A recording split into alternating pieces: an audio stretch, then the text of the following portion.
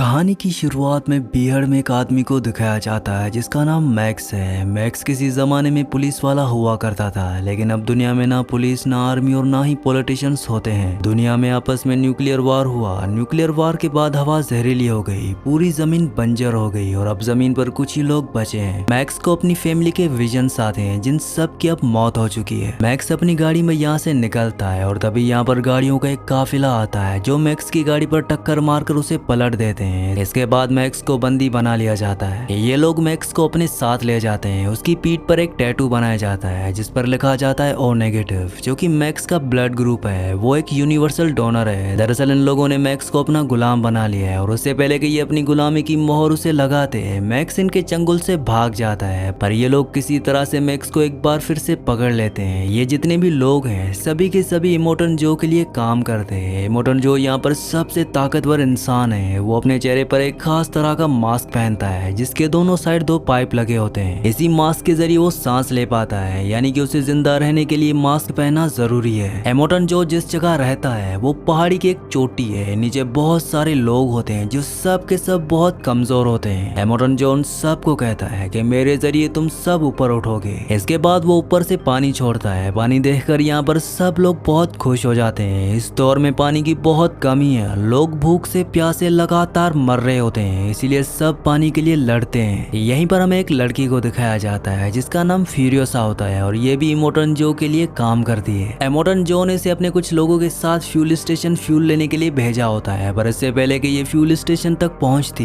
ये अपनी गाड़ी ईस्ट की तरफ मोड़ लेती है। उसका एक आदमी पूछता भी है कि हमें सीधा जाना था, लेकिन फ्यूरियोसा कहती है कि हम ईस्ट की तरफ जाएंगे। उसका ऑर्डर कोई भी टाल नहीं सकता क्योंकि वो सबसे सीनियर है, इसीलिए सभी गाड़ियां ईस्ट की तरफ निकल पड़ती हैं। ये पूरा नजारा इमोर्टल जो ऊपर दूरबीन से देख लेता है। वो भागता हुआ एक चेंबर के अंदर जाता है जहाँ पर उसने 5 लड़कियों को बंदी बनाकर रखा था, जो लड़कियां उसके लिए बच्चे पैदा करेंगी ताकि उसकी नस्ल आगे चल सके। पर वो पांचों की पांचों लड़कियां यहाँ से गायब हैं। वो समझ जाता है कि फ्यूरियोसा उन्हें अपने साथ ले गई है। वो अपने लोगों को उनका पीछा करने के लिए कहता है। इमोर्टल की आर्मी यह सुनकर बहुत खुश हो जाती है क्योंकि वो इमोर्टल जो के लिए अपनी जान तक देने के लिए तैयार है। इमोर्टल जो की आर्मी का नाम वॉर वॉइस है। न्यूक्लियर रेडिएशन की वजह से ये एक बीमारी से एफ्लिक्टेड है, जिस वजह से इन सबको खून की जरूरत होती है और इसीलिए इन्होंने मैक्स को बंदी बनाया होता है। यहाँ पर एक वार बॉय को दिखाया जाता है जो बहुत कमजोर होता है, लेकिन वो फ्यूरियोसा को किसी भी तरह से पकड़ना चाहता है, इसीलिए वो अपनी गाड़ी के आगे मैक्स को बांध देता है। मैक्स की बॉडी से एक पाइप निकल रहा होता है जिसे खून उस वॉर सोल्जर की बॉडी में जा रहा होता है ताकि उसको एनर्जी मिलती रहे और वो जंग में शामिल होकर इमोर्टल जो के लिए अपनी जान देकर शहीद हो सके।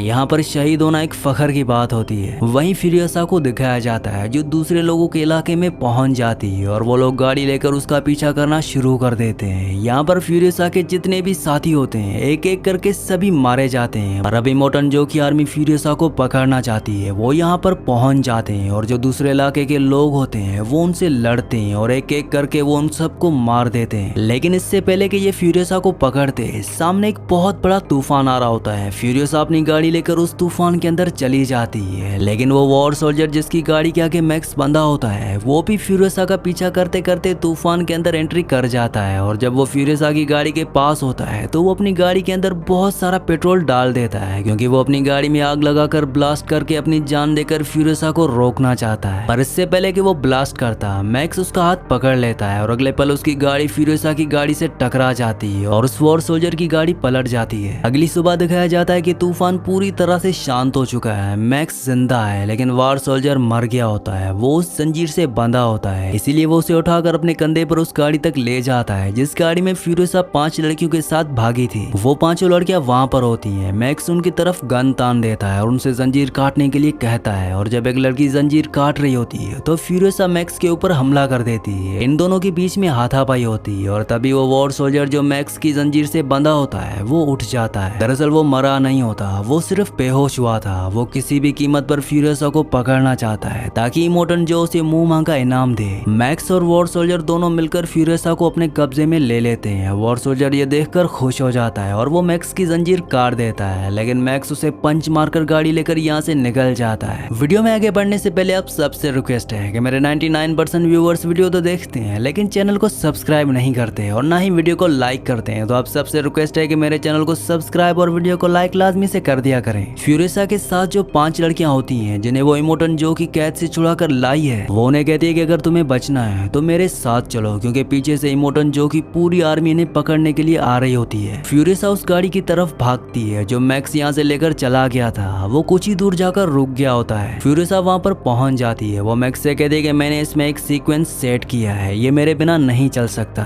इसीलिए मैक्स को इन सबको अपने साथ गाड़ी में यहाँ से लेकर जाना पड़ता है। ये सब के सब आगे बढ़ते हुए पहाड़ी चट्टानों के पास पहुंच जाते हैं। यहाँ पर एक गैंग होता है, ये इलाका उनका है। फ्यूरियसा कहती है कि मैंने इनसे डील की थी कि ये हमें यहाँ से जाने दे, मुझे नहीं पता कि हमें ये जाने देंगे या नहीं। वो उन 5 लड़कियों और मैक्स को गाड़ी के अंदर छुपने के लिए कहती है और उसके बाद वो उनके इलाके में एंटर कर जाती है। यहाँ पर इन लोगों का जो सरदार होता है वो कहता है कि तुमने कहा था कि कुछ लोग तुम्हारा पीछा करेंगे, लेकिन यहाँ पर 3 जंगी पार्टियां तुम्हारा पीछा कर रही हैं। दरअसल फ्यूरियसा ने यहाँ से गुजरने के बदले इन्हें तेल देने का वादा किया था, जो उनकी गाड़ी के पीछे एक गोल्ड से टैंकर में होता है। पर इससे पहले कि वो उस टैंकर को अलग करती, तभी फ्यूरियसा देखती है कि पीछे से इमोटन जो अपने लोगों के साथ इन तक पहुंचने ही वाला होता है। इसीलिए मैक्स गाड़ी स्टार्ट करता है और यहाँ से निकल लेता है। फ्यूरियसा गाड़ी में किसी तरह से बैठ जाती है। जिन लोगों का ये इलाका है वो सामने की चट्टान को ब्लास्ट कर देते हैं, जिससे अंदर आने का रास्ता पूरी तरह से बंद हो जाता है। इमोटन जो और उसकी आर्मी जिसका नाम वॉर वॉइस है वो सब बाहर ही रुक जाते हैं। अब ये जिन लोगों का इलाका होता है ये सब के सब एक्सपर्ट बाइकर्स होते हैं। ये अपनी बाइक्स पर फ्यूरियसा और मैक्स का पीछा करते हैं, लेकिन मैक्स और फ्यूरियसा एक एक करके यहाँ पर इन सभी बाइकर्स को मार देते हैं। पर इससे पहले कि वो इस जगह से आगे बढ़ते हैं, इमोटन जो अपनी गाड़ी से अपने लोगों के साथ इनकी गाड़ी तक पहुंच जाता है। इमोटन जो फ्यूरियसा को गोली मारने वाला होता है कि तभी उन 5 लड़कियों में से एक लड़की को गाड़ी के बाहर खड़ा कर दिया जाता है। ये लड़की प्रेग्नेंट होती है, इनके पेट में इमोटन जो का बच्चा होता है। इसीलिए इमोटन जो उस पर फायरिंग नहीं करता, क्योंकि वो किसी भी कीमत पर अपने बच्चे को नुकसान नहीं पहुंचाना चाहता। ये इसके लिए बहुत जरूरी है। अब वो फ्यूरियसा की गाड़ी को रोकने की पूरी कोशिश करता है। वो अपनी गाड़ी से एक जंजीर फायरिंग करता है और वो जंजीर इनके स्टीयरिंग में अटक जाती है, जिस वजह से ये अपनी गाड़ी को अब कंट्रोल नहीं कर सकते। लेकिन तभी वो लड़की जो प्रेग्नेंट होती है वो गाड़ी से बाहर निकलती और जंजीर काट देती। और इससे पहले कि ये गाड़ी को कंट्रोल कर पाते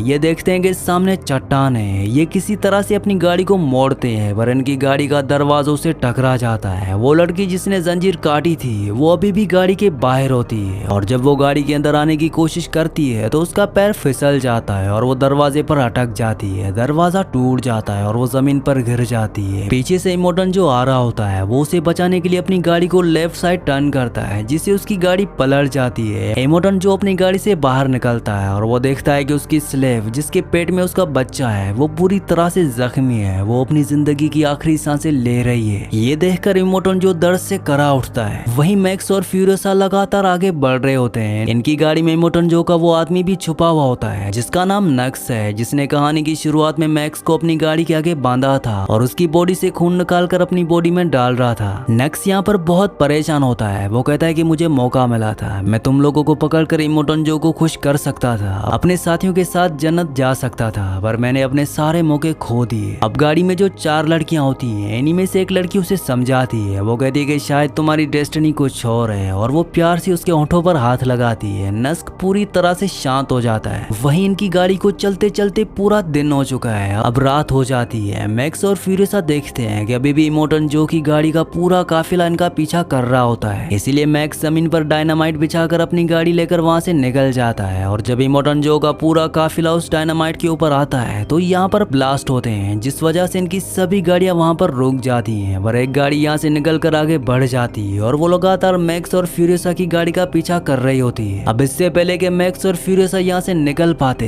इनकी गाड़ी का टायर एक दलदल में धंस जाता है, जिस वजह से वो आगे नहीं बढ़ पाते। इनके साथ जो नस्क है, जो उन्हें पहले मारना चाहता था, वो अब इनकी मदद करना चाहता है। वो कहता है कि सामने एक सूखा पेड़ है, हमें गाड़ी की केबल को उस पर बांधना चाहिए ताकि हम अपनी गाड़ी को दलदल से निकाल सकें। और अब ये गाड़ी की केबल को उस सूखे हुए पेड़ पर बांध देते हैं। तभी वो गाड़ी जो उनका पीछा कर रही होती है वो इन तक पहुंच जाती है। वो लगातार इन पर गोलियां चलाते हैं, पर इससे पहले कि वो इन सबको मार देते हैं, इनकी गाड़ी दलदल से निकल जाती है। ये गाड़ी लेकर थोड़ा सा आगे बढ़ जाते हैं। मैक्स एक ऑयल का डब्बा लेकर उस गाड़ी की तरफ बढ़ जाता है जो उनका पीछा कर रही है, क्योंकि इनके पास हथियार नहीं है। और कुछ देर बाद फ्यूरियसा देखती है कि एक बड़ा ब्लास्ट होता है। उसे लगता है कि मैक्स मर गया, पर मैक्स जिंदा होता है। मैक्स ने उनकी गाड़ी को ब्लास्ट कर दिया होता है, साथ ही वो उनके सभी हथियार भी ले आता है। इसके बाद ये एक बार फिर से यहाँ से आगे बढ़ते हैं। पूरी रात गाड़ी चलाने के बाद सुबह जब ये रेगिस्तान से आगे बढ़ रहे होते हैं तो फ्यूरियसा को एक टावर दिखता देखता है। वो बताती है कि बचपन में मैं जिस जगह रहती थी वहाँ भी ऐसा ही टावर था। ये उस टावर के पास पहुँच जाते हैं। फ्यूरियोसा वहाँ पहुँचने के बाद अपना नाम बताती है, अपने कबीले का नाम बताती है, साथ ही वो अपनी मॉम का नाम भी बताती है। और अगले पल इनके पास बहुत सारे बाइकर्स आते हैं। ये सब की सब फीमेल्स होती हैं। फ्यूरियोसा यहाँ पर अपनी मॉम से भी मिलती है। ये सब फ्यूरियोसा को पहचान लेते हैं। फ्यूरियोसा बताती है कि मेरे साथ जो ये 4 लड़कियां हैं मैं इन्हें ग्रीन प्लेस ले जाना चाहती हूँ। पर तभी एक बूढ़ी औरत उसे बताती है कि जिस तरफ से तुम आ रहे हो वही ग्रीन प्लेस था जो पहले रहने के लायक था, पर अब वहाँ रहा नहीं जा सकता।